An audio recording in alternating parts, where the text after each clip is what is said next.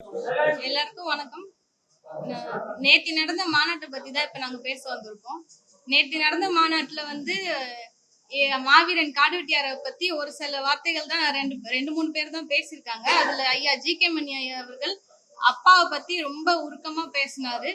அதே போல அப்பா மாவீரன் இருக்கக்குள்ள இந்த வன்னியர் இந்த கட்சி மாநில கட்சியா இருந்துச்சு. இப்ப இந்த கட்சிக்கு அங்கீகாரமே இல்லை அப்படின்னு சொல்லிட்டு ஒரு பெரிய உண்மைய அவர் வாயாலே அந்த இடத்துல மக்களுக்கு சொல்லி புரிய வச்சிருக்கிறாங்க. அதுக்கப்புறம் தொடர்ந்து அப்பாவை பத்தி ரொம்ப வருத்தப்பட்டு பேசினாரு. அந்த கட்சிக்காக எவ்வளவு பாடுபட்டாங்க, எவ்வளவு தியாகம் பண்ணாங்க எங்க அப்பா அப்படின்னு சொல்லி அதையும் பேசினாரு. இப்ப இருக்க பூத்தா அருண்மணி ஐயா அவர்கள் இருக்காங்கல்ல, இப்போ இருக்க வன்னியர் சங்க தலைவர் அவங்களுமே எங்க அப்பாவை பத்தி கொஞ்ச நேரம் பேசினாங்க. அவர் என்ன தியாகம் செஞ்சாரு, அவரோட கொள்கைகள் என்ன அப்படின்னு சொல்லி மக்களுக்கு எடுத்து எல்லாமே சொன்னாங்க. இவங்க ரெண்டு பேருக்குமே என்னோட மனமார நன்றியை நான் தெரிவிச்சுக்கிறேன். இத எங்க அப்பாவை பத்தி இன்னும் நல்லா பேச, அவரோட வரலாறு என்ன, அவர் என்ன இந்த மக்களுக்கு செஞ்சாரு அப்படின்றத ஐயா ராமதாஸ் ஐயா அவர்கள் ரெண்டு பேருமே சொல்லியிருக்கணும். ஆனா ரெண்டு பேருமே அந்த இடத்துல பெருசா அப்பாவை பத்தி பேசல. அந்த கூட்டமே எங்க அப்பாக்காக வந்த கூட்டம் தான்.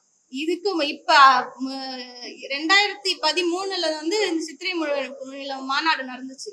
அப்ப நடந்த மாநாடு இத்தனை ஆண்டு கழிச்சு இப்பதான் நடந்திருக்கு. எதுக்காக நடந்திருக்கு? 2018 எங்க அப்பா இறந்தாங்க.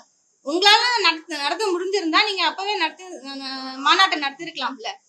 நீங்க என்ன பண்ணீங்க? அதை விட்டுட்டு 5 வருஷம் 6 வருஷம் கழிச்சு இப்பதான் நடத்துறீங்க. எதுக்காக? இன்னும் 6 மாசத்துல எலெக்ஷன் வரப்போகுது. எலெக்ஷனுக்காக உங்களோட கூட்டணிக்காக நீங்க அலைன்ஸ் போகிறதுக்காக மக்களோட கூட்டத்தை காமிச்சு நீங்க அதுல சுயலாபமா அனுபவிக்கிறீங்க. இதனால மக்கள், அந்த வன்னியர் சமுதாய மக்கள் அத்தனை பேர் வந்தாங்களா, அவங்களுக்கு என்ன நீங்க நல்லது செஞ்சிருக்கீங்க?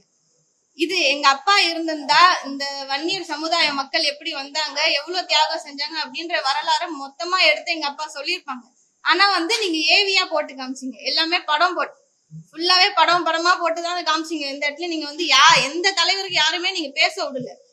சோ மிஞ்சி போனா ஒரு 2 நிமிஷம் தான், 2 நிமிஷம் 1 நிமிஷம் தான் பேச விடுறீங்க. அதுக்கு மேல யாரையுமே நீங்க பேசவே விடல. அந்த இடத்துல ரொம்ப அதிகபட்சம் பேசினது சௌமியா அம்மா அவர்கள் பேசினாங்க. அப்புறம் ஐயா ராமதாஸ் ஐயா, இவங்க 2 பேரும் அப்பா பையன், இவங்க 3 பேர் தான் பேசினது. மொத்தமா பேசினதே பார்த்தா அவங்க 3 பேர் தான் பேசினாங்க. அதே போல இந்த கூட்டம் நீங்க யாருக்காக காட்டுனீங்கன்னு எனக்கு தெரியல. இந்த மாநாடு எதுக்காக? மக்களுக்காக நடத்துனீங்களா, இல்ல அப்பா புள்ள உங்க அரசியலுக்காக நடத்துனீங்களா அப்படின்றது நிஜமா எனக்கு தெரியல. ஏன்னா மேடையிலே உட்காந்து ஐயா நான் பேசுறாரு, கடல்ல தூக்கி போட்டுருவேன் அப்படின்னு அவரு பேசுறாரு. ஒரு பக்கம் காக்கா பிடிக்காதீங்கன்னு பேசுறாரு. அப்ப இதுக்கு முன்னாடி நான் அந்த காலத்துல எல்லாம் நான் கட்சி ஆரம்பிக்கக்குள்ள நான் காசே இல்லாம எதுவுமே இல்லாம சைக்கிள்ல நான் சம்பாரிச்சேன். இப்ப எல்லாம் ஆடி காரு பென்ஸ் கார் வச்சிருக்கீங்க அப்படின்னு சொல்றாரு. யாரை குத்தி காட்டி நீங்க பேசுறீங்க? நீங்க 2 பேரும் அந்த இடத்துல சண்டை போட்டுட்டு தானே பேசுறீங்க. உங்களுக்குள்ளேயே சரியான கருத்து இல்ல, உங்களுக்குள்ளேயே முரண்பாடு இருக்கு. அப்படி இருக்குள்ள நீங்க 2 பேரும் சேர்ந்து இந்த மக்களுக்கு எந்த நல்லது நீங்க சொல்லி புரிய வச்சிருப்பீங்க? அவங்களுக்கு என்ன நல்லது செஞ்சிருப்பீங்க?